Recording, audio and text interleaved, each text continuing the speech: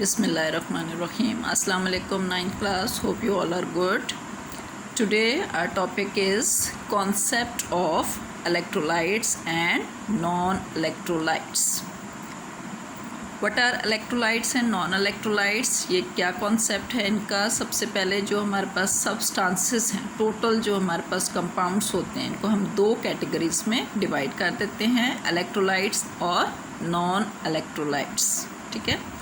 Electrolytes are the substances which can conduct electricity in their solution or molten state. ठीक है. Electrolytes वो substances होते हैं जिनके solution के अंदर से या जब हम उनको melt कर लें, molten state जो पिघली हुई हालत होती है, जब हम उनको melt कर देते हैं तो वो उनके अंदर से करंट पास हो सके या उनके अंदर से इलेक्ट्रिसिटी पास हो सके तो उनको हम कहते हैं इलेक्ट्रोलाइट्स. ठीक है. और नॉन इलेक्ट्रोलाइट्स क्या होंगे? जिनके अंदर से करंट या इलेक्ट्रिसिटी पास ना हो सके. ठीक है. तो सबसे पहले हम देखते हैं electrolytes. Electrolytes are the substances which can conduct electricity in their solution और in molten state. They are called electrolytes. For example solution of salts, acids and bases, they are all good electrolytes. ठीक है. कि जितने भी हमारे पास ionic salts होते हैं, जितने हमारे पास एसिड्स हैं या बेसिस हैं, ये सब के सब अच्छे इलेक्ट्रोलाइट्स होते हैं. ठीक है. Electricity can not pass through solid sodium chloride. Sodium chloride अब एक आयोनिक सॉल्ट है. ठीक है. लेकिन अगर ये सॉलिड फॉर्म में होगा तो इसमें से करंट पास नहीं हो सकता, इसमें से इलेक्ट्रिसिटी पास नहीं हो सकती है. क्यों? इसलिए कि ये जो सोडियम और क्लोराइड आयंस हैं ये एक दूसरे के साथ बिल्कुल बंधे हुए होते हैं, स्ट्रॉन्गली हेल्ड होते हैं, ये फ्री नहीं होते हैं. जब तक ये आयंस फ्री नहीं होंगे तो इलेक्ट्रिसिटी पास नहीं हो सकेगी. जब हम इसका सॉल्यूशन बनाते हैं यानी सोडियम क्लोराइड को वाटर में डाल के डिज़ोल्व कर लेते हैं तो ये दोनों आयंस एक दूसरे से सेपरेट हो जाते हैं. इस तरह पॉजिटिव और नेगेटिव आयन एक दूसरे से अलग हो जाते हैं, आयनाइज हो जाता है ये हमारा सॉल्यूशन. तो तब उसमें से करंट पास हो सकती है. या जब हम इसे मेल्ट करेंगे तो तब भी क्या होगा? सोडियम आयन और क्लोराइड आयन एक दूसरे से अलग हो जाएंगे, आयोनाइज हो जाएगा, तो तब उसमें से करंट फ्लो करेगी. लेकिन सॉलिड फॉर्म में सॉलिड जो सॉल्ट्स होते हैं उनके अंदर से करंट फ्लो नहीं कर सकता है. ठीक है. तो ये बात तो क्लियर हो गई कि इलेक्ट्रोलाइट्स क्या होते हैं. All the substances which can conduct electricity in their solution और in molten state are called electrolytes. ठीक है. अब इलेक्ट्रोलाइट्स जो हैं इनके अंदर से करंट पास हो सकता है. अब करंट पास होने की बेस पे ये दो तरह के होते हैं, स्ट्रॉन्ग इलेक्ट्रोलाइट्स हैं, वीक इलेक्ट्रोलाइट्स. स्ट्रॉन्ग इलेक्ट्रोलाइट्स नाम से ही समझ में आ रहा है कि इनके अंदर से ज़्यादा करंट फ्लो कर सकता है. वीक इलेक्ट्रोलाइट इनके अंदर से कम करंट फ्लो कर सकता है. ठीक है. The electrolytes which ionize completely in solution and produce more ions are called strong electrolytes. ठीक है. तो अब ये जो इलेक्ट्रोलाइट्स होते हैं ये अपने अंदर से करंट को पास कर सकते हैं. क्यों पास कर सकते हैं? क्योंकि ये आयोनाइज हो जाते हैं. अगर हम इनका सॉल्यूशन बनाएंगे तब भी या फिर हम इनको मेल्ट करेंगे तब भी ये आयोनाइज हो जाएंगे. और अगर कोई इलेक्ट्रोलाइट कम्प्लीटली आयोनाइज हो जाए यानी उसके जितने भी मॉलिक्यूल्स हैं वो सारे के सारे आयंस में टूट जाए तो जाहिर है कि उसके अंदर आयंस ज़्यादा होंगे. जब ज़्यादा आयंस होंगे तो करंट को भी वो ज़्यादा अपने अंदर से पास कर सकेंगे. ठीक है.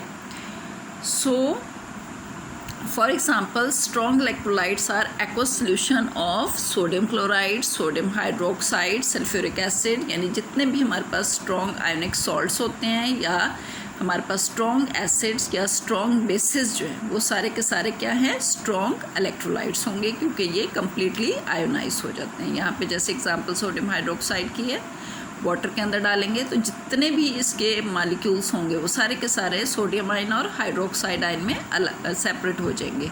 तो जितने ज़्यादा आयन होंगे उतनी इसमें से करंट भी ज़्यादा पास हो सकेगा. तो ये स्ट्रॉन्ग इलेक्ट्रोलाइट है.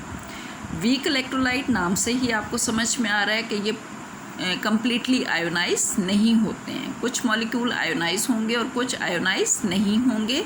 तो इनके अंदर आयंस कम होने की वजह से ये कम करंट को अपने अंदर से गुजार सकते हैं. That's why they are called weak electrolytes. ठीक है.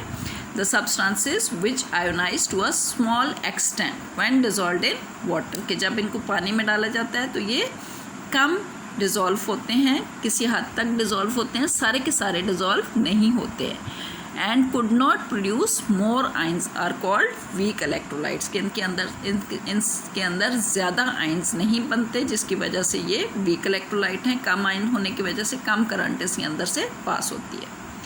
For example acetic acid, acetic acid is a weak acid, ठीक है। इसी तरह ये कैल्शियम हाइड्रोक्साइड है, ये एग्जाम्पल्स हैं इसकी, ये एसिड है और ये बेस है। When dissolved in water, ionized to a small extent and are good examples of weak electrolytes, ठीक है। Weak electrolytes do not ionize completely, कि जब हम इनको पानी में डालेंगे तो ये सारे के सारे आयोनाइज नहीं होंगे। For example, ionization of acetic acid in water produces less ions। अब यहाँ पे जो ऊपर आपने स्ट्रॉन्ग इलेक्ट्रोलाइट्स की एग्जांपल देखी है उसकी इक्वेशन, और इस इक्वेशन में अगर आप देखें तो दोनों में आपको क्या डिफरेंस नज़र आ रहा है। यहाँ पे सिंगल एरो के साथ हम इसको शो कर रहे हैं स्ट्रॉन्ग इलेक्ट्रोलाइट्स में, यानी जितने भी सोडियम हाइड्रोक्साइड मॉलिक्यूल्स हैं वो सारे के सारे कन्वर्ट हो जाएंगे किस में, आयंस में, ठीक है। तो ये पूरे का पूरा एक कंप्लीट रिएक्शन हो जाएगा। यहाँ पे आप देखें तो ये डबल एरो के साथ शो हो रहा है। डबल एरो का मतलब ये है कि जो आपके ये रिएक्टेंट्स हैं एसिटिक एसिड और वाटर, ये सारे आयोनाइज नहीं होते हैं, कुछ आयंस बनेंगे और कुछ जो है वापस आयंस मिलकर ये एसिटिक एसिड बना लेंगे। तो इसका मतलब है कि एसिटिक एसिड के मॉलिक्यूल्स भी रहेंगे उसके अंदर सोल्यूशन के अंदर, और आयंस भी मौजूद होंगे। तो चूँकि आयंस कम तादाद में बनते हैं इसलिए ये करंट को भी अपने अंदर से कम पास करते हैं, ठीक है। As a result the weak electrolytes are poor conductor of electricity, जिसकी वजह से जो वीक इलेक्ट्रोलाइट्स होते हैं वो पुअर कंडक्टर्स कहलाते हैं, ठीक है।